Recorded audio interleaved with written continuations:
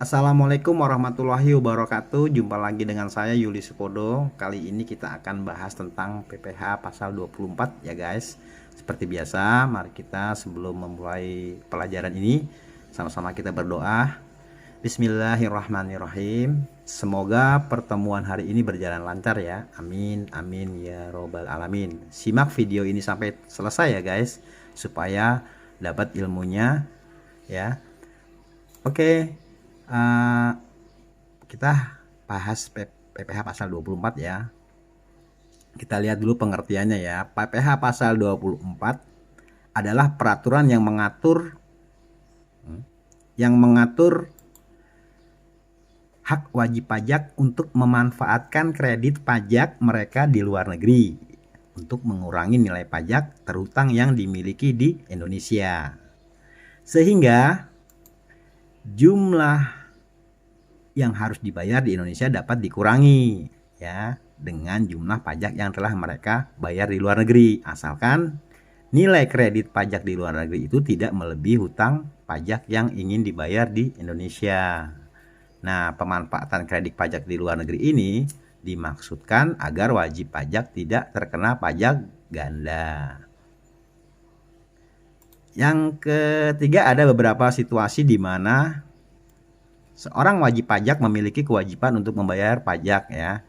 Pajaknya tidak hanya di Indonesia saja, tapi juga di luar negeri karena dia mempunyai perusahaan di luar negeri. Oleh karena itu, jenis pajak ini yaitu PPh pasal 24 adalah pajak penghasilan yang mungkin dapat berlaku pajak penghasilan pasal 24 ya, yang mungkin dapat berlaku untuk Anda. Misalnya Anda itu mungkin teman-teman yang mempunyai perusahaan di Indonesia dan ada pula yang di luar negeri ya, di beberapa negara punya perusahaan.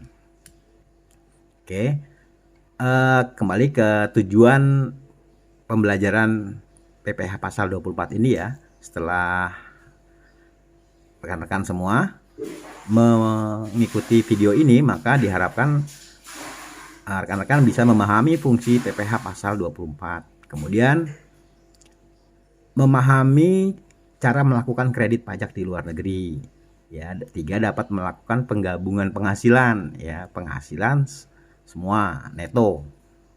Kemudian keempat, mengetahui perlakuan untuk rugi usaha di dalam negeri ya dan di luar negeri. Kan bisa saja perusahaannya yang di Indonesia rugi, tapi yang di luar negeri untung. Bisa saja yang di dalam negeri laba, yang di luar negeri rugi. Seperti itu ya. Nanti bagaimana perlakuannya sambil kita lihat contoh kasus dan latihannya.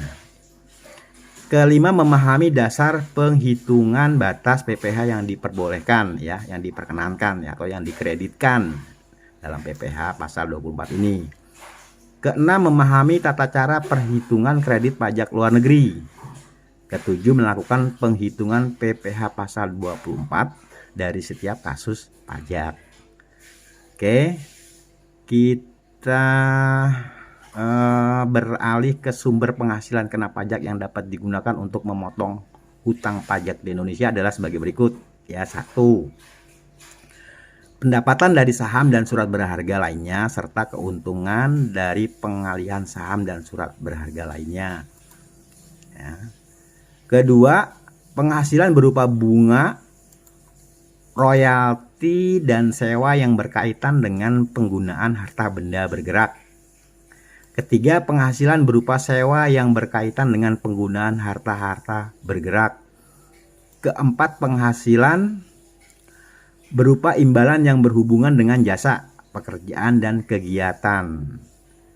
Kelima, pendapatan dari bentuk usaha tetap di luar negeri ya, bentuk usahanya tetap. Keenam, penghasilan dari pengalihan sebagian atau seluruh hak penambangan atau tanda keikutsertaan ya, misalnya ikutsertaan saham atau pembiayaan atau pemanfaatan di sebuah perusahaan pertambangan. Ketujuh, keuntungan dari pengalihan aset. Nah, keuntungan dari pengalihan aset. Yang kedelapan, keuntungan dari pengalihan aset yang merupakan bagian dari suatu bentuk usaha tetap. Nah, BUT, Badan Usaha Tetap.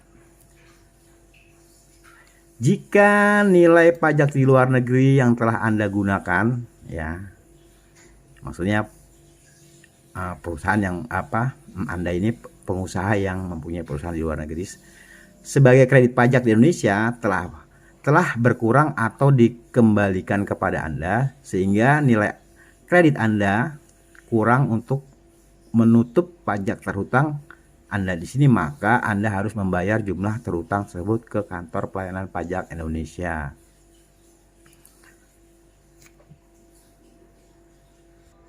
Baik, kita lanjut ke mekanisme perhitungan PPh pasal 24 ya. Kita ambil contoh kasus 1. Nah, ini contoh kasusnya. Katakanlah PT ABC pada tahun 2017 memperoleh pendapatan neto di dalam negeri sebesar 25 miliar dan dari luar negeri sebesar 10 miliar. Nah, asumsi pajak di luar negeri 20%. Nah, total penghasilan yang tercatat adalah 35 miliar ya, pertambahan dari 20 miliar ditambah 10 miliar. Jadi penghasilan dalam negeri dan penghasilan luar negeri total. Jadi total PPh terutang adalah 5% dikali 35 miliar sama dengan 8 miliar 750 ribu. Nah, PPh maksimum yang dapat dikreditkan adalah penghasilan luar negeri dibagi total penghasilan ya, dikali total PPh terutang ya. Penghasilan luar negeri tadi 10 miliar dibagi total penghasilan tadi 30 miliar ya, dikali ini total PPh terutang 8 miliar 750 juta, sehingga pajaknya terutang, pajak yang harus dibayar yang harus dikreditkan dibayar adalah 2 miliar 500 juta. Nah, seperti itu ya perhitungannya. Gampang kan, mudah kan? Nah, contoh kasus lagi nomor 2 ya. Misalnya PT Amanda yang berkedudukan di Jakarta menerima dan memperoleh penghasilan neto dalam 1 tahun pajak ya 2019 dari luar negeri sebagai berikut.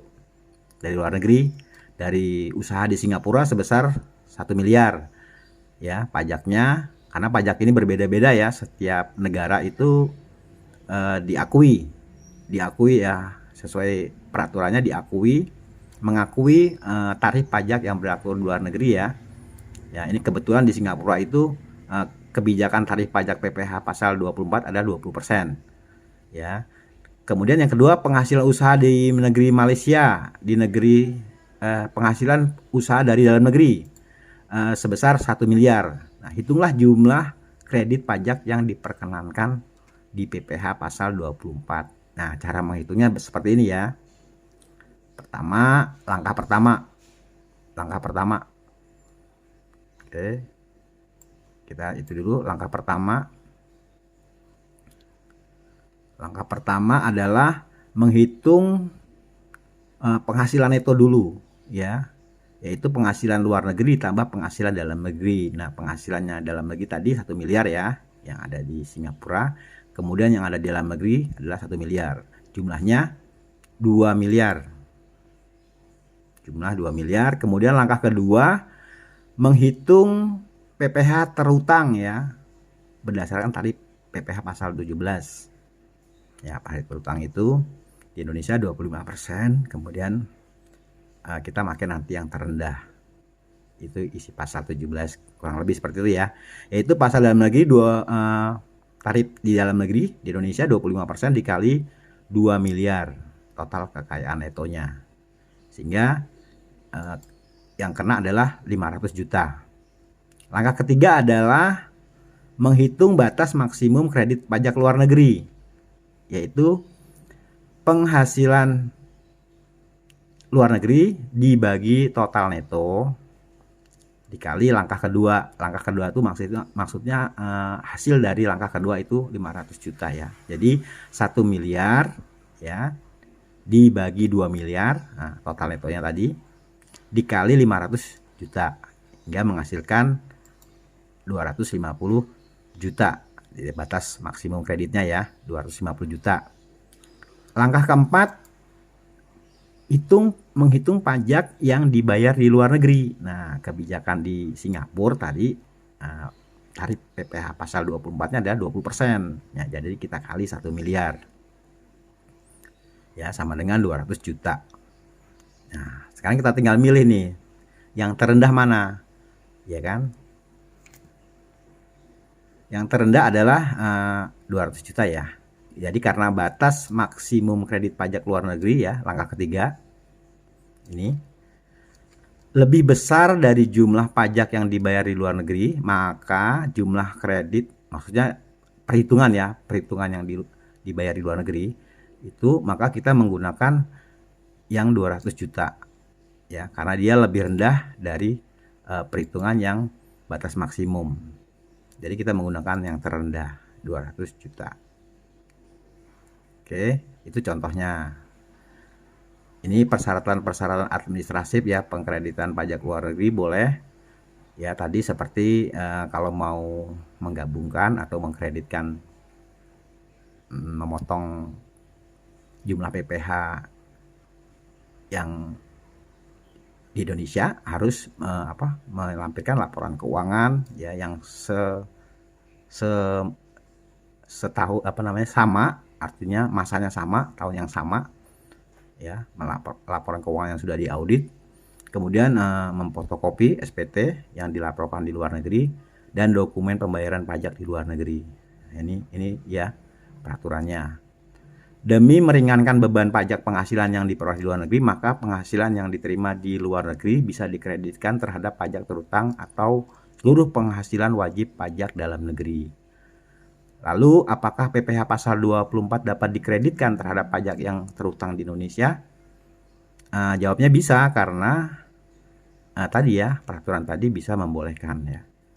Akan tetapi pengenaan pajaknya harus dalam 1 tahun yang sama ya. Tadi melampirkan laporan keuangan yang tahun yang sama, mungkin sudah harus diaudit. Selain itu juga besarnya kredit pajak yang dapat dikreditkan sama dengan pajak yang dibayar atau terutang di luar negeri. Nah, ini mekanismenya tadi. Sekarang kita masuk kepada latihan ya, latihan soal. Latihan soal apabila terjadi kerugian usaha di dalam negeri. Ya. Kita ambil contoh latihan 1 ya, PT DKB yang ada di Semarang pada tahun 2019 memperoleh penghasilan neto sebagai berikut nih. Penghasilan di luar negeri 1 miliar. Penghasilan di dalam negeri itu rugi 200 juta. Nah, jadi pajak atas penghasilan luar negeri itu 40% ya. Ini artinya kebijakan fiskal di luar negeri itu tarif PPh pasal 24-nya 40%. Dari soal di atas, hitunglah kredit pajak maksimum yang diperbolehkan serta hitunglah pajak terhutangnya. Nah, langkah pertama kita menghitung penghasilan neto dulu ya, yaitu penghasilan luar negeri ya dikurangi penghasilan dalam negeri, karena di dalam negeri tadi rugi ya. Jadi dihitung juga 1 miliar, luar negerinya tadi 1 miliar dikurangi 200 juta, hasilnya 800 juta. Nah, kekayaan netonya adalah 800 juta. Langkah kedua adalah menghitung PPh terhutang berdasarkan tarif PPh pasal 17. Nah, di Indonesia itu tarifnya 25%. Ya. Jadi total neto tadi dikali 25% jumlahnya adalah 200 juta. Kemudian langkah ketiga adalah menghitung batas maksimum kredit pajak luar negeri. Yaitu rumusnya pajak penghasilan luar negeri dibagi total neto kekayaan dikali langkah kedua. Langkah kedua tadi hasilnya 200 juta ya. Nih. Nah, terlihat situ, langkah kedua adalah 200 juta hasilnya. Jadi penghasilan luar negeri dibagi total neto kekayaan dikali langkah kedua tadi 200 juta, hingga hasilnya 1 miliar dibagi 800 juta dikali 200 juta menghasilkan hutang batas maksimumnya adalah 250 juta. Nah, langkah keempat menghitung pajak yang dibayar di luar negeri. Nah, karena tarifnya tadi 40% di luar negeri, kali 1 miliar yang ada di luar negeri tadi kan, memiliki pendapatan 1 miliar, jadi jumlahnya 400 juta. Nah, karena batas maksimum kredit pajak luar negeri langkah ketiga tadi lebih kecil dari jumlah pajak yang terhitung di luar negeri, hasil hitungan lagi, maka jumlah kredit pajak luar negeri di PPh pasal 24 ini yang diperkenankan adalah yang terendah. Ini kan ada 400 ada 250, jadi 250 yang dipakai untuk mengkredit pajak luar negeri. Oke, sekarang kita lanjut latihan kedua ya. Latihan kedua ini apabila terjadi kerugian usaha di luar negeri. Nah, kita ambil contoh lagi ya, sama ya, PT DKB di Semarang. PT DKB di Semarang ini pada tahun 2019 memperoleh penghasilan itu sebagai berikut ya. Penghasilan di dalam negeri 4 miliar. Ya. Kemudian penghasilan di luar negeri di Singapura 1 miliar. Penghasilan di Malaysia, ya, masih luar negeri ya berarti ya, itu 3 miliar. Di Filipina rugi 2 miliar 500 juta. Nah, bila diketahui tarif pajak di Singapura itu 40% dan Malaysia 25%. Ingat ya, di Singapura tarif PPh 24-nya 40% dan Malaysia tarif PPh pasal 24-nya 25%. Nah, dari soal di atas kita disuruh menghitung kredit pajak luar negeri ya, maksimum yang diperbolehkan atau diperkenankan pada pasal PPh pasal 24, serta hitunglah pajak terhutangnya. Nah, seperti biasa kita pakai langkah pertama. Langkah pertama itu adalah menghitung hasil neto semuanya. Penghasilan neto dihitung semua ya. Di sini ada penghasilan luar negeri ditambah penghasilan dalam negeri, yaitu ya 1 miliar ditambah 3 miliar ditambah 4 miliar. Loh, kemana tadi Filipina yang 2 miliar setengah? Oh, dia rugi. Berarti rugi tidak dimasukkan ya guys. Saya ulangi, kalau kita menghitung PPh pasal 24, perusahaan yang di luar negeri itu kalau rugi tidak disertakan dalam penghasilan neto ya, maka yang mempunyai laba saja yang masuk, yang bisa terhitung tercatat ya. Jadi di total semua 1 miliar, 3 miliar, 4 miliar ditambahkan, jadi seluruhnya berjumlah 8 miliar. Langkah kedua adalah menghitung PPh terhutang berdasarkan tarif PPh pasal 17, PPh pasal 17 ya. PPh 24 pasal 17 yaitu 25% ini tarifnya kali 8 miliar. 25% kali total penghasilan neto ya. Jadi ketemunya 2 miliar. Langkah ketiga, menghitung batas maksimum kredit pajak luar negeri, yaitu penghasilan luar negeri ya dibagi total neto ya, dibagi langkah kedua, hasil langkah kedua tadi 2 miliar.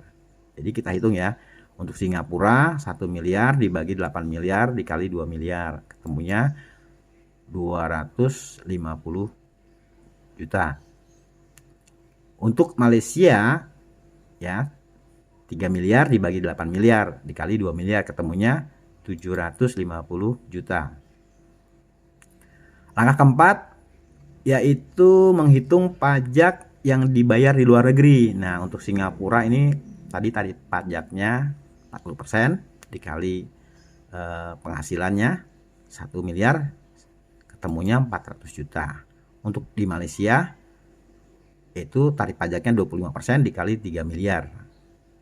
Ya, ketemunya 750 juta. Nah, karena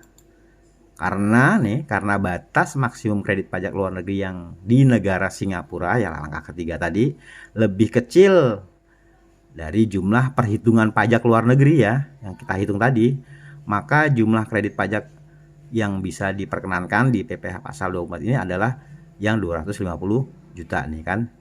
Kelihatan ya. Di sini ada 250, 700, 400.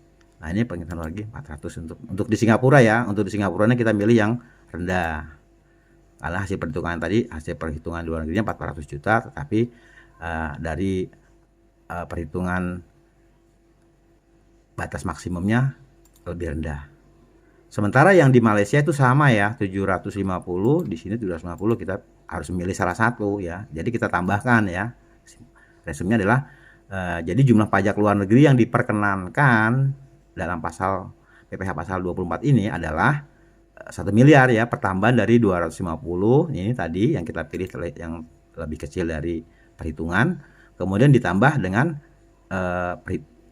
batas maksimum 750, hasil perhitungan juga 250 sama ya, jadi salah satu kita pilih, jadi dijumlahkan sehingga hasilnya PPh pasal 24 yang diperkenalkan adalah 1 miliar. Oke. Mungkin agak sedikit membingungkan ya pada awalnya sih, tapi kalau sering latihan ya, insya Allah nanti akan lebih paham ya cara pengerjaannya seperti apa gitu ya, kalau sering latihan mengerjakan soal-soal latihan di PPh pasal 24 ini. Oke, semoga bermanfaat ya guys video ini. Membantu mengerjakan soal-soal hitungan di PPh pasal 24 ya. Baik, terima kasih atas perhatiannya. Sampai ketemu pada video Pak Yuli Supodo ya berikutnya ya. Bye bye. Assalamualaikum warahmatullahi wabarakatuh.